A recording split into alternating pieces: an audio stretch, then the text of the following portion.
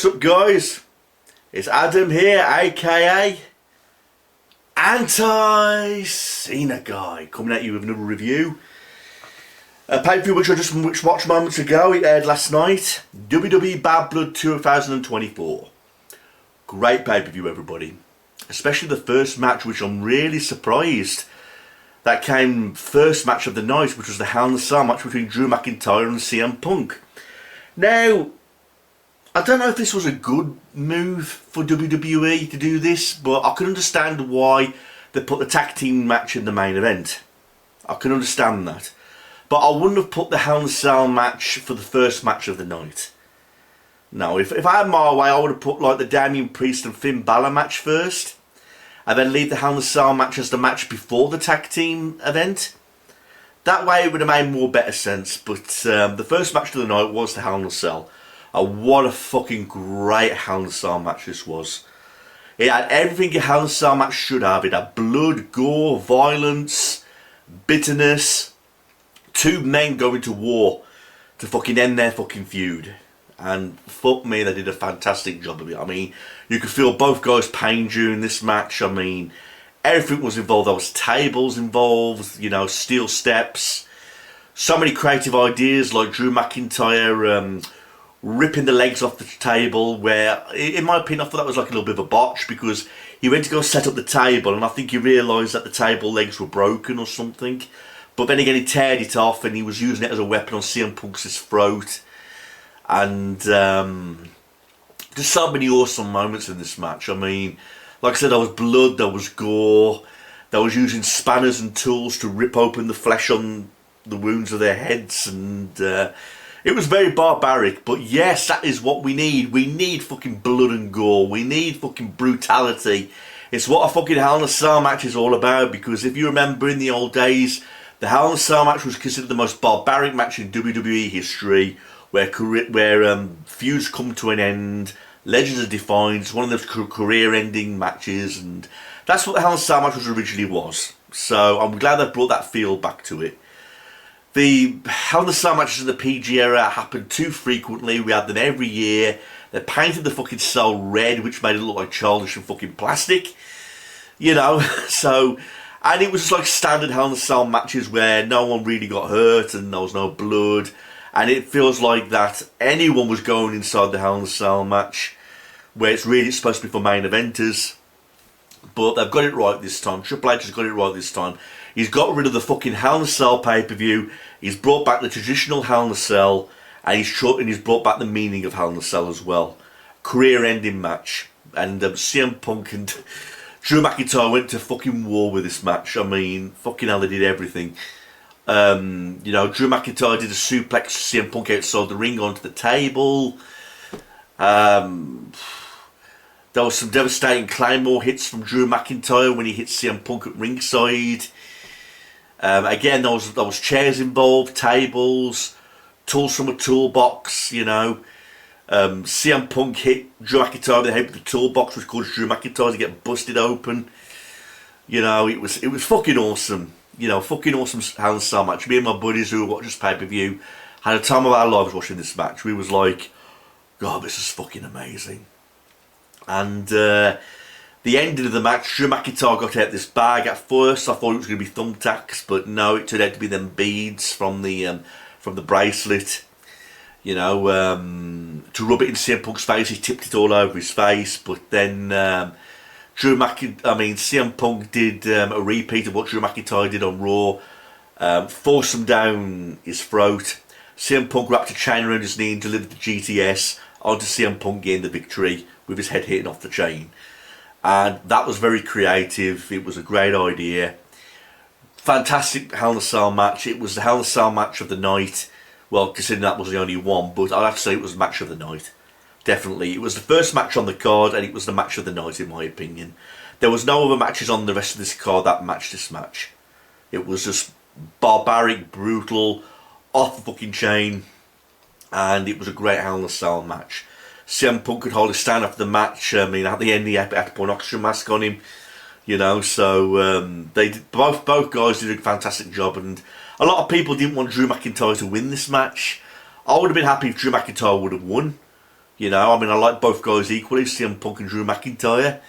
But everyone was like booing Drew McIntyre in this match for some reason. But whatever, fucking floats your boat. But great Hell in a Cell match. But again, the only thing I wouldn't have done is put this first.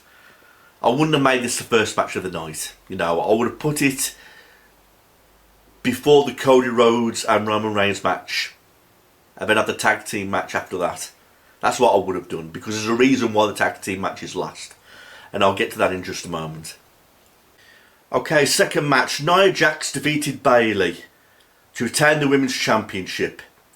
There was a point in this match where Tiffany Stratton was going to cash in Money in the Bank, but then Nia Jax sits up like the Undertaker and is like, "What the hell are you doing?"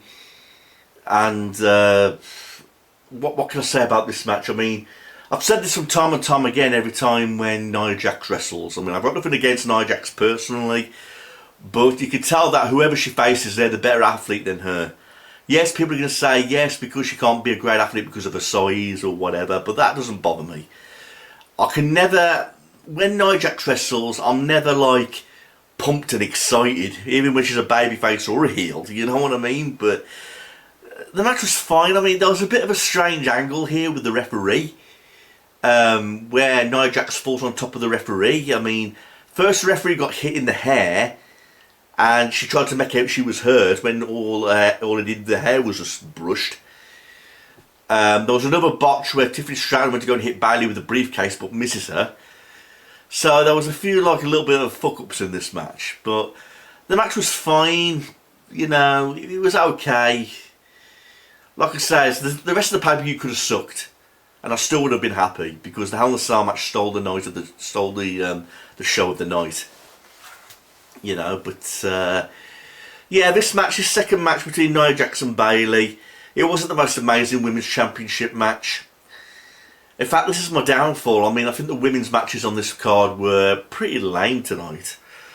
You know, and that's a shame, because I really like watching the women wrestle. They work just as hard as the guys do, and I love to see sexy women's bodies, you know, and all that shit. But usually they steal the show better than the guys, you know, but that wasn't the case tonight. But it was a fine match, but the whole angle with Tiffany Stratton and saying, "Will she turn on Nia Jax?" and all that, it's not really very interesting, you know. I mean, I've been watching Raw and SmackDown, and you know, Nia Jax is still going on about her being the queen and nobody could dethrone her as the champ. You know, but the whole angle with Tiffany Stratton and Nia Jax, it's just meh. We've seen it a million times, you know, but fine. Next match, Damian Priest defeated Finn Balor. This was a good match. There was interference in this match from Carlito and other people. I like Damian Priest, I like Finn Balor, you know, but this was the match that I would have put first on the card. I'd have to say this match would have been great as the first match of the card. I mean, or the women's match for that matter. You know, Nia Jax and Bayley kicking off the show with a women's title match would have made more sense than the Hell in a Cell match, in my opinion. Damian Priest and Finn Balor would have been great for like the second match of the night. You know, that's just the way the order I've put it. You know, but like I said, I'm not putting anything from the Hell in a Cell match. It was a fantastic match, but it was in the wrong order. You know, everything was in the wrong order tonight. You know, but Damian Priest and Finn Balor was a good match. I mean, it was a nice little match. Nothing amazing here, but it was still a great match to watch. A good singles match. Again, Damian Priest got the victory. What more can I say about this match other than it was a fine singles match? No complaints here, really. I mean, it's just the same with a repeat what we've already seen, but again, no complaints from this match. It was a fine match, fine. And then after that, I'm going to get to this now. Triple H comes to the ring and makes an announcement about Crown Jewel. And he announces that at this event, there's going to be a 2024 champion when both champions collide. Although that both titles will not be on the line, they're going to win the Crown Jewel Championship. When Triple H revealed the championship, it was saying, "Does this look nice, everybody?" It's got this and that. It's got all the carat diamonds and all that shit. And do you really want my honest opinion of this championship? It looks weird. I mean, we've already had Braun Strowman winning the biggest Royal Rumble match of all time, and he won like a green leathered belt for the Royal Rumble. Never seems to be a championship for pay-per-views now, you know. But in my opinion, there's too many championships in WWE right now, and it's a good idea. Don't get me wrong. I mean, to have like a, I like the idea about two champions going at it in a match with not titles being on the line. I mean, I could understand if this would have been like a trophy. I could understand a trophy, you know, a nice trophy for the for the Superstar of the Year, like 2024. You know, for Crown Jewel, a Crown Jewel trophy. That would have been really a better idea, a trophy. But this belt, it looks weird. It's like gigantic. I mean, when you look at this belt, this beautiful gold belt, it's like even bigger than this belt, you know. And I'm thinking, how's the Superstar going to wear that around his fucking waist? You know what I mean? So, I would have chosen a trophy, a nice beautiful trophy to represent the Crown Jewel thing. I mean, Gunther came out, and throughout the whole night they've been announcing all these WWE legends, and one guy that was on the road was Goldberg. Gunther was saying, insulting Goldberg, and he said to his son that he hopes he's a better father than he is a better wrestler. And I was like, ouch, you know what I mean? And that made Goldberg mad. He stepped over the barricade, but security split them up. This is clearly indicating that there's going to be a match between these two in the future. You know, so... Will WWE do the right thing and let Gunther beat Goldberg? Or is Goldberg going to do the unthinkable yet again by squashing Gunther? And will the title be on the line at that point? So, will WWE do what they always do with Goldberg? Is he going to do like a 10-second match and win a title at like 67 years old or something? I have no fucking idea. I mean, don't get me wrong. I mean, I suppose the match will be alright for shits and giggles, but come on, man. Goldberg's an old man. You know, if he was in a wrestling match with, a proper wrestling match with Gunther, because Gunther is like 10 times the athlete, you know, we know who would win, but I know it's WWE and all that shit, but I don't know how to feel about this, but there you go. So I like the announcement from Triple H. The belt's meh, and the whole thing about we're going to see Goldberg versus Gunther in the future, I don't know how to feel about that. I mean, I hope WWE comes up with something creative for these two. I hope it's not going to be a squash match, but we're just going to have to fucking see. And the next match is the worst match of the night in my opinion. Rhea Ripley defeated Liv Morgan because there was interference from Raquel Rodriguez. Again, I don't know what happened with the women's matches tonight. I mean, usually they're like the best matches of the night, but this one was lame. Nothing really good happened in this match, everybody. And to try and make things interesting, they put Dom in a shark cage.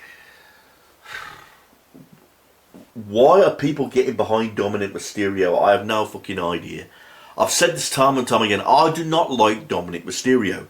Not because I think he's a great heel. I think the guy sucks. You know, I think he sucks in the ring.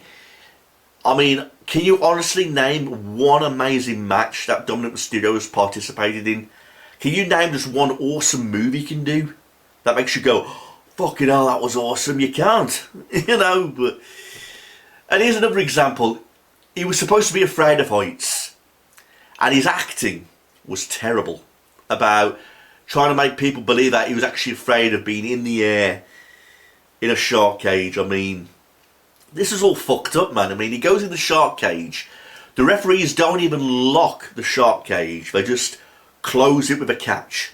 They don't put a padlock on it or a chain or anything like that. And while he's in the ring, while he's in the shark cage, Dominic Mysterio, I don't know if the referees did this or Dominic Mysterio did it, he wrapped a chain around his ankle. You know, wrapped a chain around his ankle.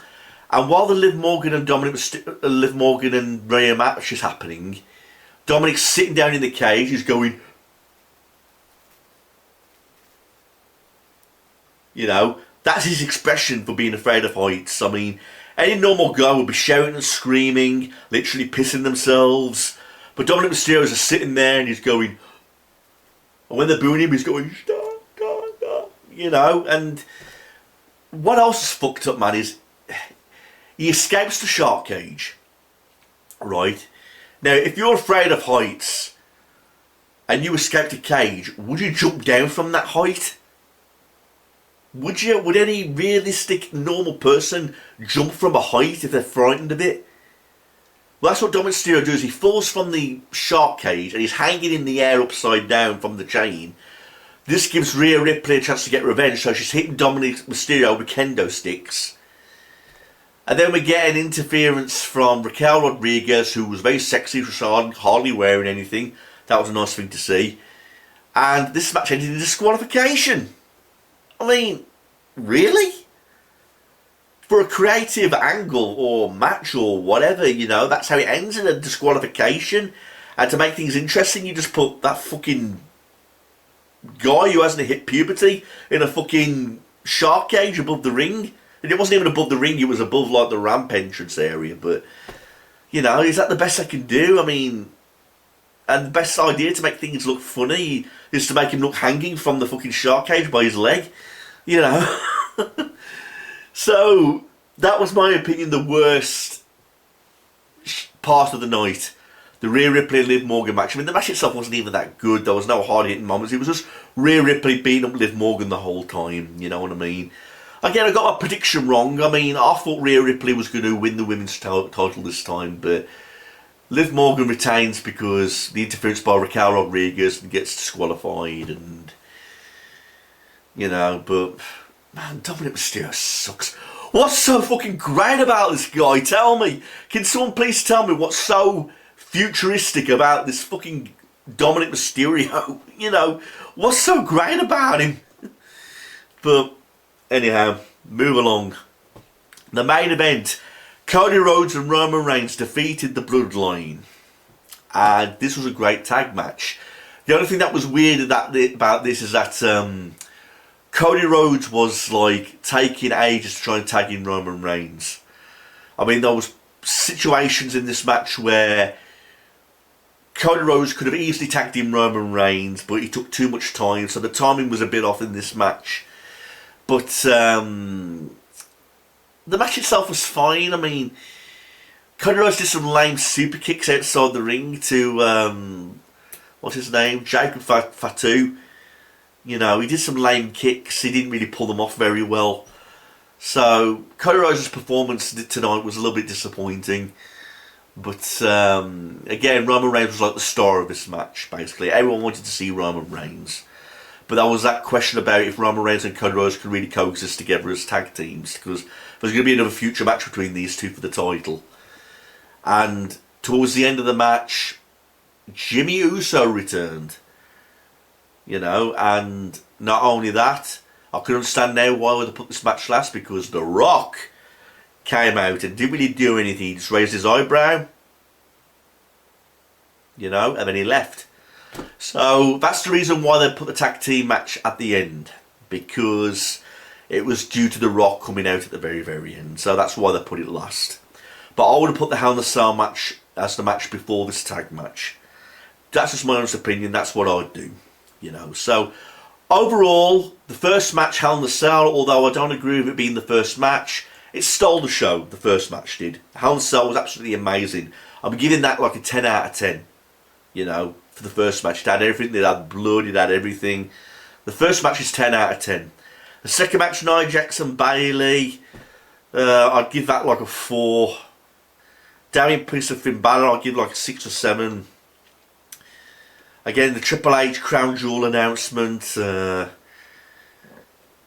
interesting, but that's setting up a match between Goldberg and Gunther. Rhea Ripley and Liv Morgan, I'm giving that like a 2 out of 10. And the tag team match, nothing wrong with it other than Cody Rhodes fucking up. You know, botch-wise and timing.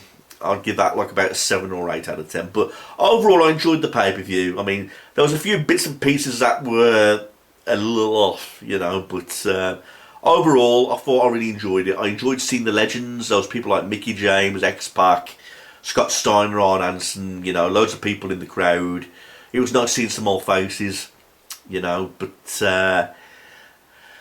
I'm happy. I'm glad I watched the pay-per-view. You can tell WWE is changing with Triple H involved, you know, especially Hell in a Cell, you know. Now, if Triple H does the right thing, we won't see another Hell in a Cell match now for at least a couple of years. Don't do what Vince McMahon did and make it a main pay-per-view and watch it every year, year after year after year, with random superstars being in Hell in a Cell matches. The Hell in a Cell match is for main eventers to end feuds when they're really bitter. That's what the Hell in a Cell match is for, but the Hell in a Cell match is being used right now, and I'm really glad of that. But that's all I've got to say, everybody. I mean, thanks for watching this, and what do you think about Bad Blood? You know, I'm glad the old Bad Blood's back, and hopefully they'll bring back Armageddon or something, you know, but things are going in the right direction, but mixed emotions about everything else, so who knows. Thanks for watching this, everyone. Peace out.